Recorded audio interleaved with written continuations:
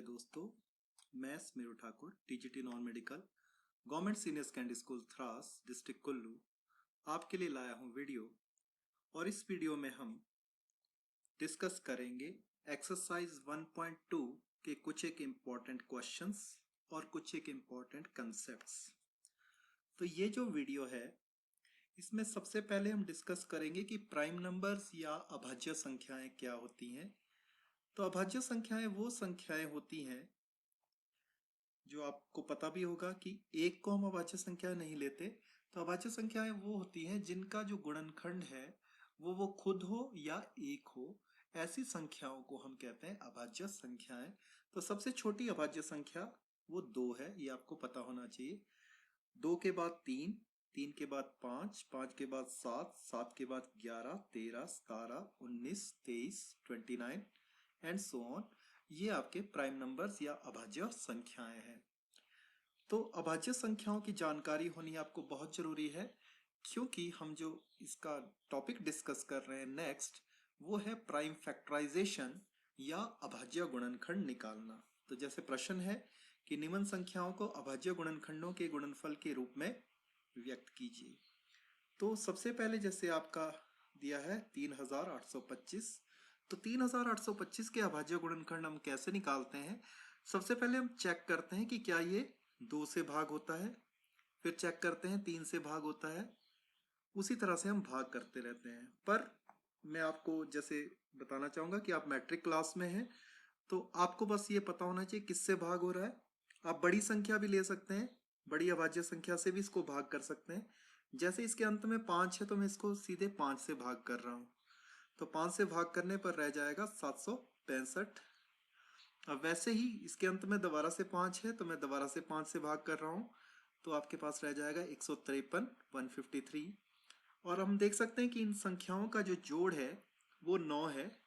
1 और 5 6, 6 और 3 9, तो इसका मतलब ये संख्या 3 से भाग हो जाएगी। तो 3 से इसको भाग करेंगे तो आ जाएगा हमारे पास 51। अब दोबारा से इन दोनों संख्याओं का योग 6 है, तो दोबारा से ये 3 से भाग हो जाएगी। 3 से भाग करेंगे तो आ जाएगा 17। और 17 क्योंकि एक अभाज्य संख्या है, प्राइम नंबर है, तो 17 से ही भाग होगा, तो आपके पास आ जाएगा 1। तो ये जो लेफ्ट हैंड साइड पे ये जो हमारे पास है, यही हमारे प्राइम फैक्टर्स हैं या अभाज्य गुणनखंड है। तो इसीलिए 3825 के जो अभाज्य गुणनखंड आएंगे वो आएंगे, तो आप देख सकते हैं 5 2 बार आ रहा है तो 5 की शक्ति 2, 3 2 बार आ रहा है तो गुणा 3 की शक्ति 2 गुणा 17। तो ये आप देख सकते हैं कि तीनों संख्याएं अभाज्य हैं, इसीलिए ये जो फैक्टर्स हैं, ये जो गुणनखंड है, इनको हम प्राइम फैक्टर्स या अभाज्य गुणनखंड कहते हैं। वैसे ही इसी प्रश्न का जो दूसरा भाग है उसमें हमने प्राइम फैक्टर्स निकालने हैं 5005 के।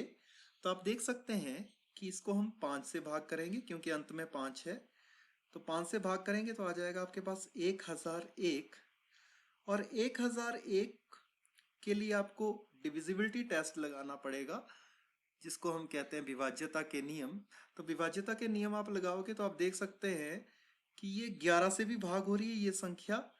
और अगर आप जैसे चेक करेंगे डिविजिबिलिटी टेस्ट, तो ये 7 से भी ये संख्या भाग हो रही है। तो 7 से जब हम इसको भाग करेंगे तो आपके पास बच जाएगा 143, 143।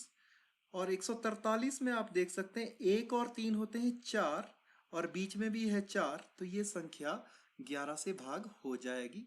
तो 11 से जब हम भाग करेंगे इस संख्या को तो हमारे पास बच जाएगा 13।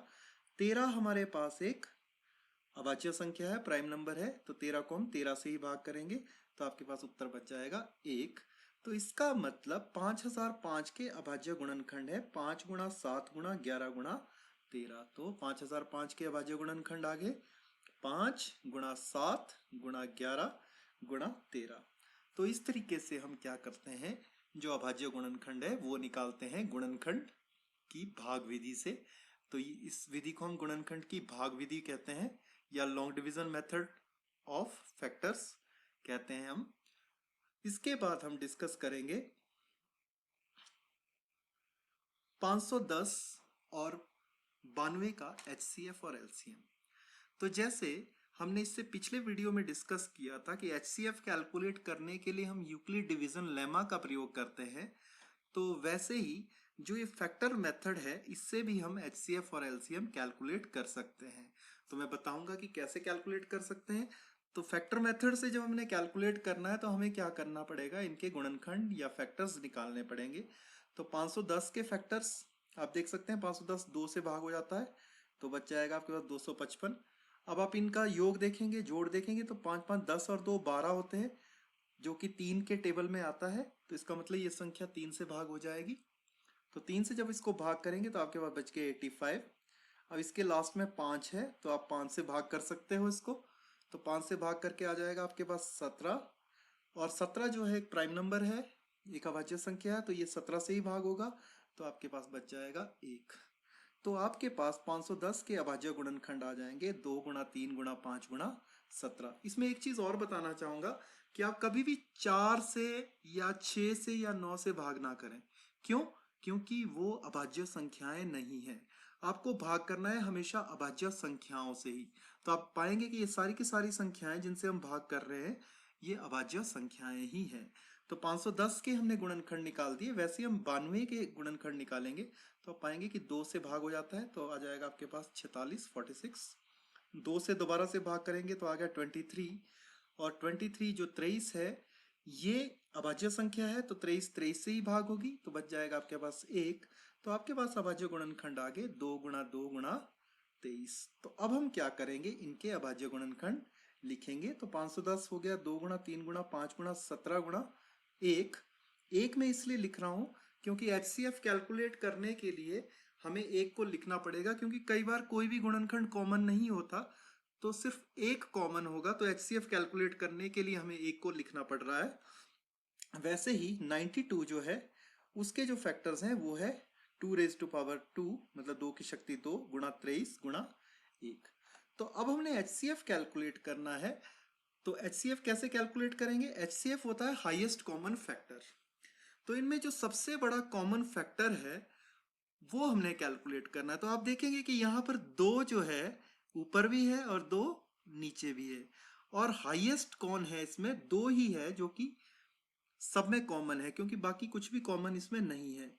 तो एचसीएफ इसमें कितना आ जाएगा? 2 के अलावा देख सकते हैं आप कि कोई भी इसमें कॉमन नहीं, कॉमन मतलब उभयनिष्ठ। तो ऊपर भी 2 है नीचे भी 2 है, तो इसका मतलब इसका जो एचसीएफ आएगा वो आएगा आपके पास 2। अब एलसीएम कैसे कैलकुलेट करते हैं? एलसीएम कैलकुलेट करने के लिए आपको क्या करना होता है, सभी नंबर्स आप लेंगे पर जो नंबर कॉमन होंगे उसमें जो सबसे बड़ी घात वाले या सबसे बड़ी पावर वाले जो है वही लेंगे। जैसे इनमें 2 आप देख सकते हैं ऊपर भी है नीचे भी है, तो हम इन दोनों में कौन सा लेंगे? इन दोनों 2 में दोनों 2 को नहीं लेंगे, हम सिर्फ जो बड़ी पावर वाला 2 है उसको लेंगे। तो इसमें 2 की शक्ति 2 है, 2 की पावर 2 है जो कि मैक्सिमम है, इसलिए हम सबसे पहले लिखेंगे 2 रेज टू पावर 2। उसके बाद कुछ भी कॉमन नहीं है तो सबको गुणा कर देंगे, 3 गुणा 5 गुणा 17 गुणा 23, और इन सबको गुणा करके हमारे पास आ जाएगा 23,460। अब यहाँ पर एक इंपॉर्टेंट प्रॉपर्टी हम जनरेट करेंगे, एक फॉर्मूला जनरेट करेंगे। अगर हम एचसीएफ और एलसीएम को आपस में गुणा करें तो देखते हैं क्या होता है। तो एचसीएफ गुणा एलसीएम जब हम इनको गुणा करते हैं तो 2 गुणा इनको सबको गुणा कर दिया आपने, और गुणा करके आप पा रहे हैं कि यहाँ पर आ जाएगा 2 गुणा 3 गुणा 5 गुणा 17 गुणा 2 की शक्ति 2 गुणा 23 गुणा 1। और आप देख सकते हैं कि बेसिकली ये वही फैक्टर्स बने जो ऊपर थे, 510 और 92 के फैक्टर। तो ये 510 गुणा 92 के बराबर है। तो हम पाते हैं कि एचसीएफ गुणा एलसीएम दी गई संख्याओं का गुणनफल होता है, मतलब 510 और 92 का गुणनफल है एचसीएफ और एलसीएम।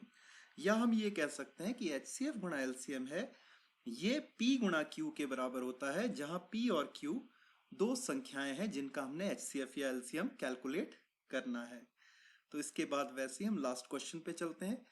एचसीएफ 306 और 657 का दिया है 9, एलसीएम आपको कैलकुलेट करना है। तो जो अभी हमने थोड़ी देर पहले फॉर्मूला निकाला था उसी का हम यूज करेंगे। हम जानते हैं कि एचसीएफ गुणा एलसीएम होता है P इंटू Q के बराबर। अब आपको क्या दिया है? एचसीएफ दिया है 9, तो एचसीएफ की जगह लिया आपने 9। एलसीएम दिया है आपके पास, एलसीएम कैलकुलेट करना है, और दो नंबर जो दिए हैं P और Q वो है 306 गुणा 657। तो इससे हम क्या करेंगे? एलसीएम कैलकुलेट करेंगे, 9 दूसरी तरफ चला जाएगा, और जब इसको सॉल्व करेंगे तो हमारे पास आ जाता है 22,338। तो इसी के साथ मेरा ये वीडियो ख़त्म होता है।